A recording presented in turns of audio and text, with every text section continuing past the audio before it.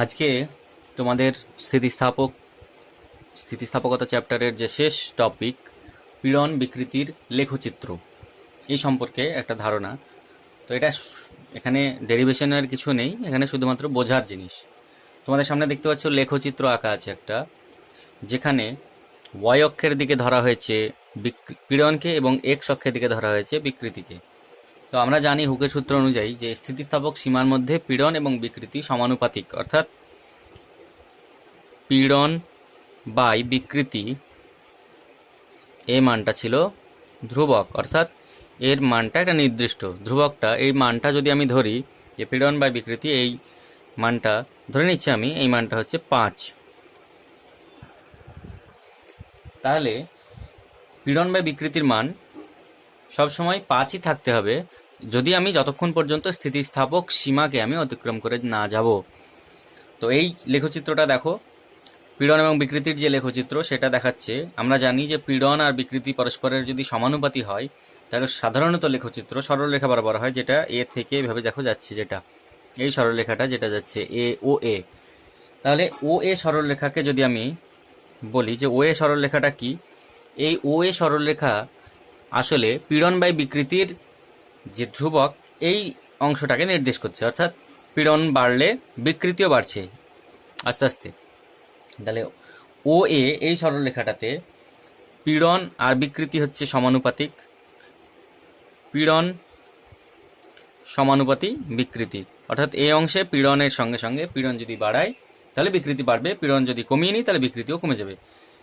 অর্থাৎ পীড়ন যদি আমি 0 করে দিই তাহলে পীড়নের মানটা কমতে কমতে 0 হয়ে যাবে, বিকৃতির মানটাও কমতে কমতে 0 হয়ে যাবে।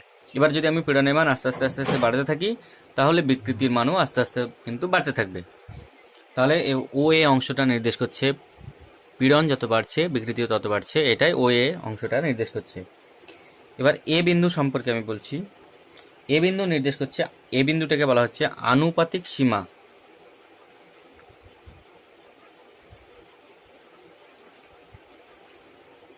যেটা অর্থাৎ এই আনুপাতিক সীমার কথার অর্থ হচ্ছে যে এই এ বিন্দু পর্যন্ত এই বস্তুটা, যেটা পীড়ন, জার এবং পীড়ন এবং বিকৃতির আমি লেখচিত্রটা অঙ্কন করছি, এ বিন্দু পর্যন্ত হুকের যে সূত্রটা সেটা মেনে চলছে, হুকের সূত্র মেনে চলে। এবার এরপরে হচ্ছে এ বি রেখাংশটার কথা বলি। এ বি রেখাংশ এটা কি নির্দেশ করছে? এক্ষেত্রে এ বি রেখাংশ যখন ও থেকে এ পর্যন্ত এটা পুরোপুরি সরল রেখা হয়, তারপরে এ বিটা সামান্য একটু বেঁকে যাচ্ছে, অর্থাৎ কিছুটা বেঁকে গেলে সরল রেখা থেকে সামান্য একটু বেঁকে যাচ্ছে, যার ফলে এ বি অংশের এই পীড়ন বাই বিকৃতির যে মান, এ বি অংশের যে পীড়ন বাই বিকৃতির মান, এই পীড়ন বাই বিকৃতির মানটা কিছুটা আগের যে মানটা ছিল আমি 5 ধরে রেখেছিলাম সেটা থেকে কিছুটা কম হয়, হতে পারে এটা 4.8 ধরে নাও।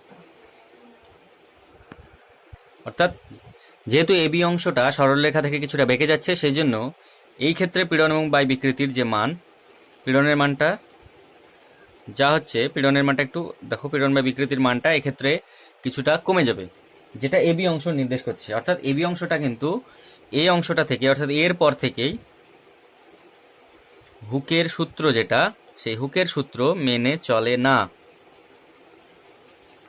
কিন্তু এই অংশটাতে হুকের সূত্র মেনে না চললেও পীড়ন যখন আমি 0 করে দেব তখন বস্তুটা একদম পুরোপুরি হুবহু তার আগের অবস্থাতেই ফিরে আসবে। যদিও এই অংশটা হুকের সূত্র মেনে চলছে না, এবি অংশটা, অর্থাৎ পীড়ন বাই বিকৃতির মান যেটা আমি প্রথম থেকে ধরে আসছি 5, সেটার মান কিছুটা কমে গেলেও এই অংশটা হুকের সূত্র মেনে চলে না। কিন্তু যদি আমি পীড়নকে তাও 0 করে দিই, অর্থাৎ পীড়ন একদম কমিয়ে দিই, তাহলে বিকৃতি একদম 0 হয়ে যাবে, অর্থাৎ বস্তুটা তার আগের অবস্থাতেই ফিরে যাবে। এটা নির্দেশ করছে এবি অংশটা। এবার বি অংশ, বি বিন্দুটিকে বলা হচ্ছে স্থিতিস্থাপক সীমা। বি বিন্দুকে বলা হচ্ছে স্থিতিস্থাপক সীমা, অর্থাৎ এই স্থিতিস্থাপক সীমা পর্যন্ত ওই বস্তুটা স্থিতিস্থাপকতা ধর্মকে মেনে চলে, অর্থাৎ পীড়ন সরিয়ে নিলে বস্তুটা আবার আগের অবস্থাতে ফিরে যায়। কিন্তু এই স্থিতিস্থাপক সীমা অর্থাৎ বি বিন্দুটিকে যখন আমরা অতিক্রম করব তখন সাধারণত বস্তুটা আর পীড়ন সরিয়ে নিলেও আগের অবস্থায় ফিরে যাবে না। এবার বিসি সরলরেখাটা কি নির্দেশ করছে? বিসি সরলরেখাটা আরো একটু বেঁকে যাচ্ছে। এক্ষেত্রে পীড়ন বাই বিকৃতির যে মান সেটা আরো কমে যাবে। সেটা সাধারণত ধরে নাও এটা 4.8 ছিল, এটাতে অনেকটাই কমে গেল, 2.0 হয়ে গেল। অর্থাৎ এক্ষেত্রে দেখা যাচ্ছে যে পীড়নের বাই বিকৃতির মানটা আরো অনেকটা কমে গেছে। এক্ষেত্রে তো এরপরে তো আর হুকের সূত্র মেনেই চলছে না। এবং এখান থেকে যেটা বোঝা যাচ্ছে যে পীড়ন যদি আমি এবার একটু সরিয়ে নিই, 0 করে দিই, তাহলে বিকৃতি কিন্তু 0 হবে না, কিছুটা বিকৃতি থেকে যাবে। অর্থাৎ বস্তুটা হুবহু আর আগের অবস্থায় ফিরে যাবে না। তার জন্য এখান থেকে শুরু হবে স্থায়ী বিকৃতি হওয়া। এরপরে হচ্ছে সি বিন্দু।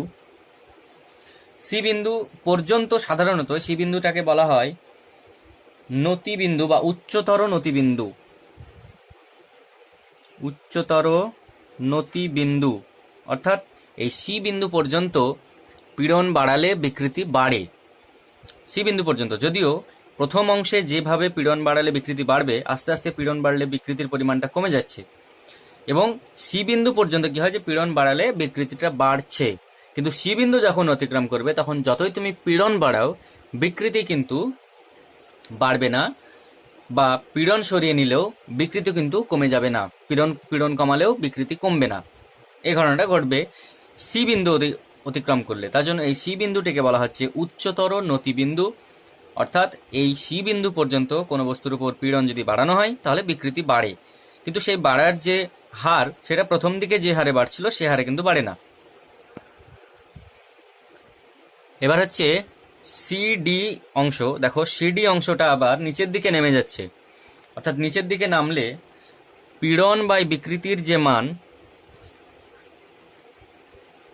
পীড়ন বাই বিকৃতির যে মান সিডি অংশের, সেক্ষেত্রে এই ক্ষেত্রে এটা আর ধনাত্মক হয় না, এক্ষেত্রে এই মানটা কিন্তু নেগেটিভে হয়, মাইনাসে আসে। ধরে নিচ্ছি আমি -1.5 এই মানটা পীড়ন বাই বিকৃতির মান। অর্থাৎ এটা কি নির্দেশ করছে সিডি, যে যতই তুমি পীড়ন কমাও না কেন, অর্থাৎ পীড়ন বাড়ালে বিকৃতি বাড়ে, পীড়ন কমালে বিকৃতি কমে, কিন্তু এই সিডি অংশ নির্দেশ করছে যে পীড়ন বাড়ানোর পরে তুমি এই সিডি অংশের ক্ষেত্রে যেটা বোঝাতে চাইছি যে পীড়ন যদি তুমি কমাও বিকৃতি কিন্তু কমবে না, অর্থাৎ বিকৃতি 0 হবে না, যার দরুন বস্তুটা আর আগের অবস্থাতে ফিরে যাবে না। দেখো যদি এই ডি বিন্দু পর্যন্ত নিয়ে এসে পীড়নটাকে আমি কমাতে থাকি, অর্থাৎ পীড়নকে একদম 0 করে দিলাম, কিন্তু বিকৃতি কিন্তু ও বিন্দুতে এসে টাচ করলো না, বিকৃতিটা থেকে গেল ও ড্যাশ বিন্দুতে। তাহলে এই যে পূর্বের অবস্থায় ফিরে আসতে গেলে তো ও বিন্দুতে আসতে হতো, কিন্তু এটা এলো ও ড্যাশ বিন্দুতে, অর্থাৎ স্থায়ী কিছুটা বিকৃতি থেকেই গেল। এরপরে হচ্ছে ডি বিন্দু। ডি বিন্দুটাকে বলা হচ্ছে নিম্নতর নতিবিন্দু।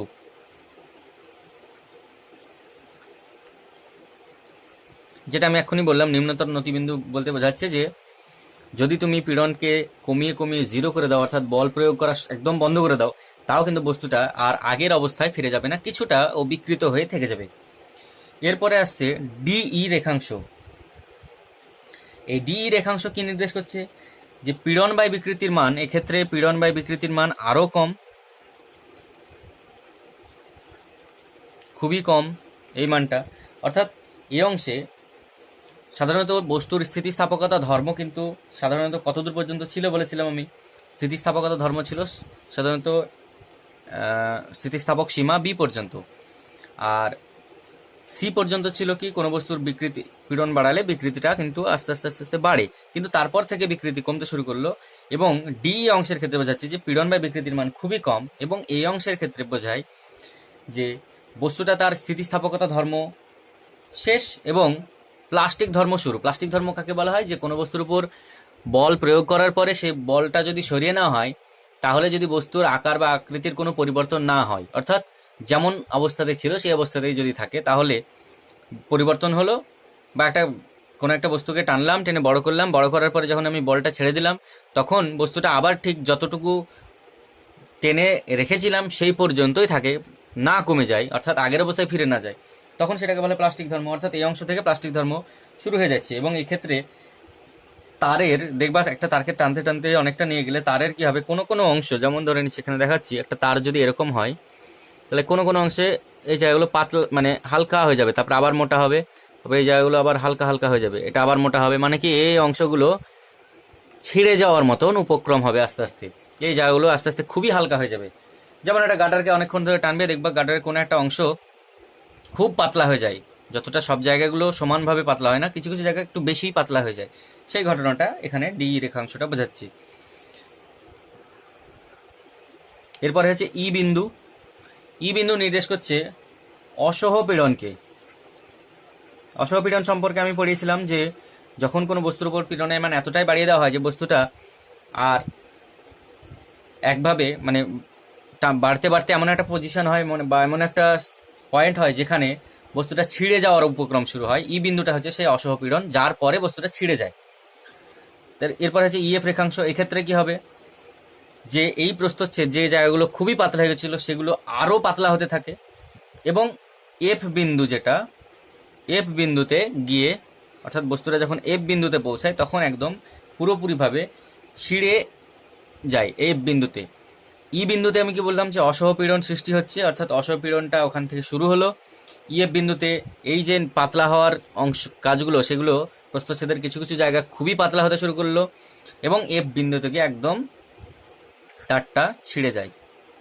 তাহলে এই হচ্ছে পীড়ন বিকৃতির লেখচিত্রের বর্ণনা। এরপর হচ্ছে স্থিতিস্থাপক ক্লান্তি বা অবসাদ কাকে বলা হয়।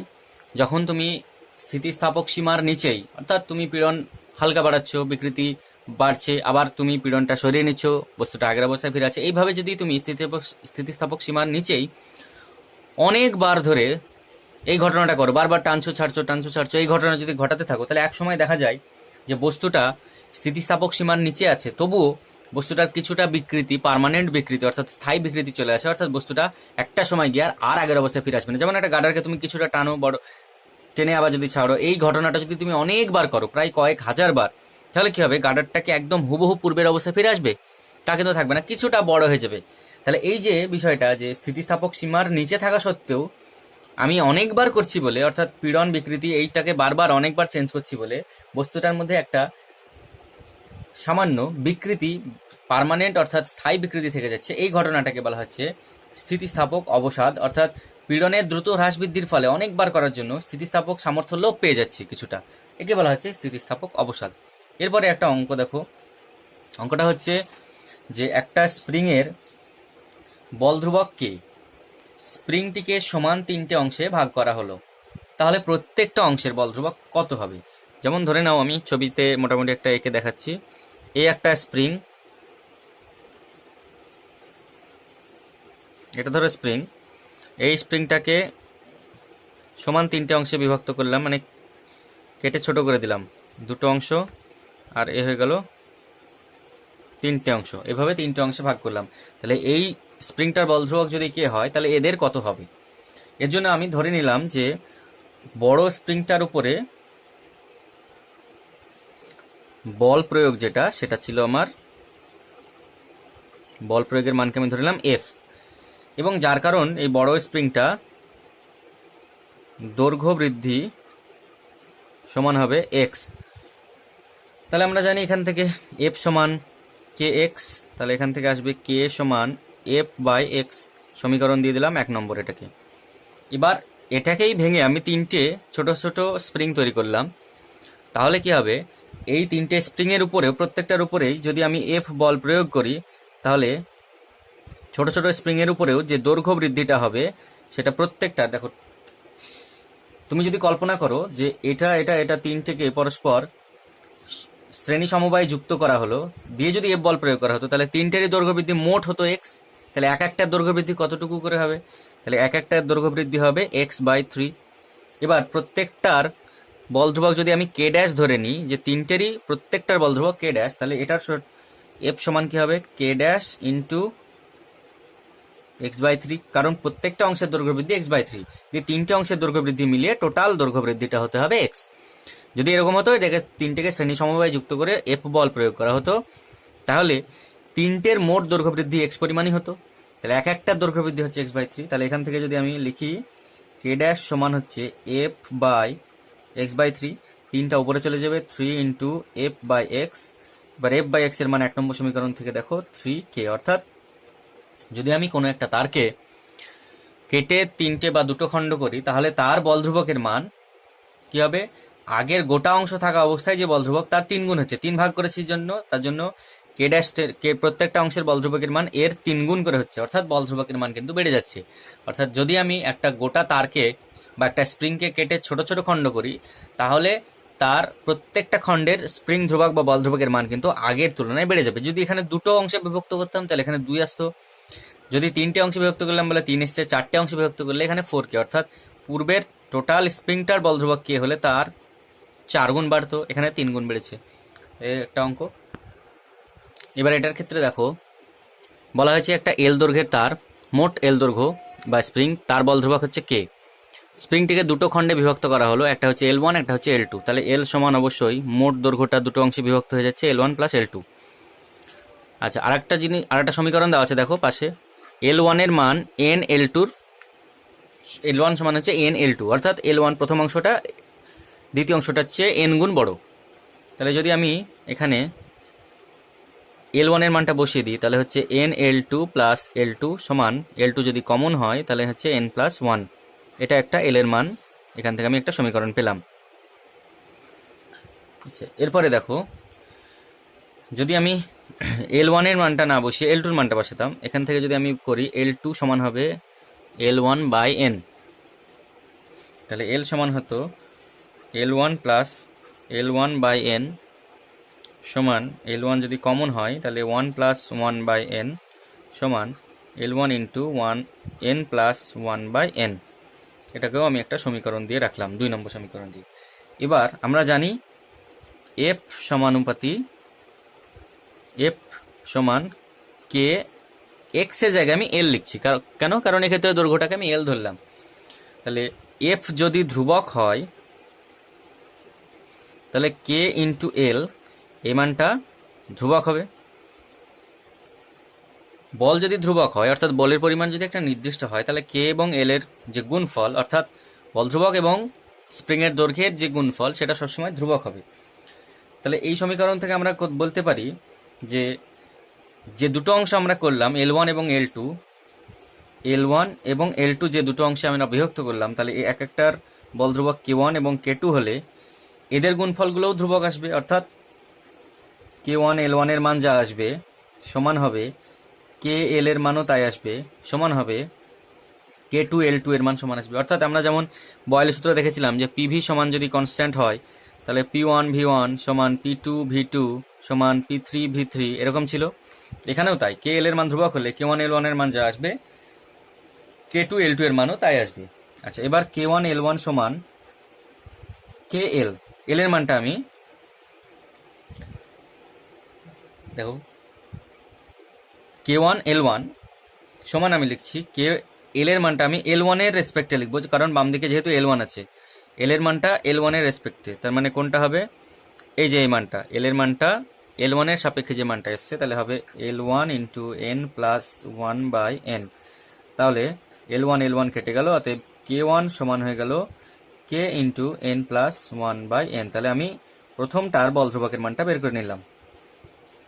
এবার যদি আমি এটাকে K2 L2 এটা সমান যদি KL ধরে করি, তাহলে L2 এর টার্মে যেটা L এর মানটা লেখা আছে, যেমন এই 1 নম্বর সমীকরণ থেকে যেটা লেখা আছে K ইন্টু L এর মানটা লেখা আছে L2 ইন্টু n প্লাস 1। তাহলে দুই পাশে L2 আছে, K2 L2 দুই পাশে L2, তাহলে K2 সমান হয়ে গেল K ইন্টু n প্লাস 1। এভাবে দুটোর মান আমরা বের করতে পারবো। এবার এই অঙ্কটার ক্ষেত্রে দেখো বলা হয়েছে দুটো বিভিন্ন উপাদানের, মানে দুটো আলাদা আলাদা উপাদানের তৈরি দুটো তার, তারের ব্যাস দুটো আলাদা আলাদা দেওয়া আছে, 1 মিলিমিটার একটার ব্যাস, একটা হচ্ছে 3 মিলিমিটার, কিন্তু তারের দৈর্ঘ্য দুটো সমান।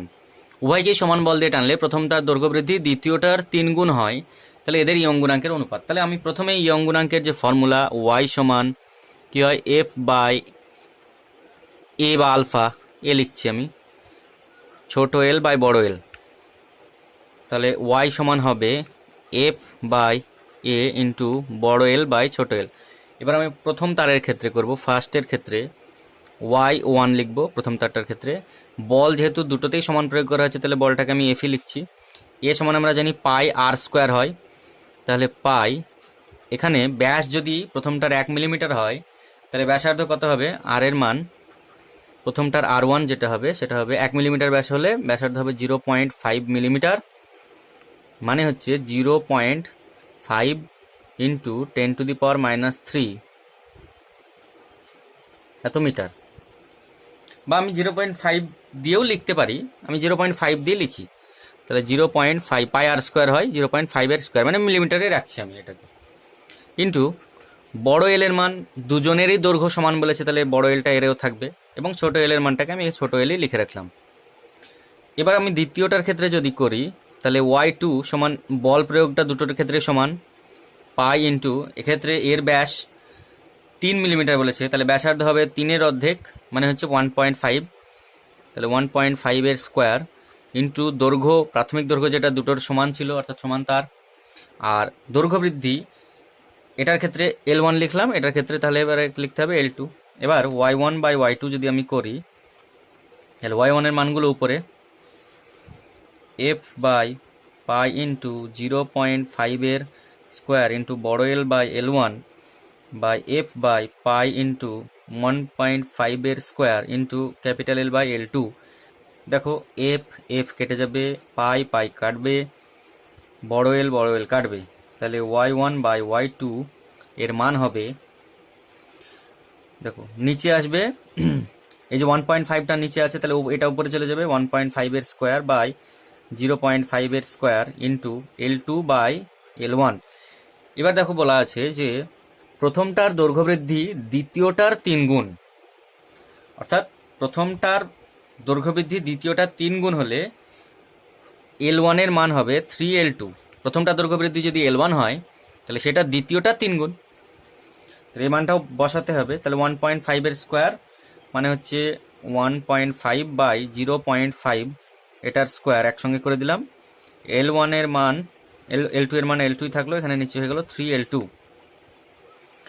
এটা দশমিক তুলে দাও, তাহলে 5 দিয়ে কাটাকাটি করলে 3, L2 কেটে গেল, 3 এর স্কোয়ার মানে হচ্ছে 9 বাই 3, তার মানে হচ্ছে 3 বাই 1 সমান হয়ে গেল 3:1, তাহলে অনুপাতটা হয়ে গেল 3:1। তাহলে আজকে এই পর্যন্তই থাক, তোমরা অঙ্কগুলো করতে থাকো এবং পরের দিন অর্থাৎ কালকে আমার আবার ক্লাস আছে, কালকেরটা হয়তো যদি নিতে না পারি কোনো অসুবিধার কারণে সেটা হয়তো পরশুদিন নেব। তো যাই হোক, এর পরের দিন আমি মহাকর্ষ চ্যাপ্টার আমি শুরু করব। তোমরা এক্সারসাইজের যে অঙ্কগুলো আছে সেগুলো তোমরা প্র্যাকটিস করতে থাকবে এবং আমাকে দরকার হলে পাঠাবে, যেটা অসুবিধা হবে আমাকে আমার পার্সোনাল হোয়াটসঅ্যাপে তোমরা পাঠিও।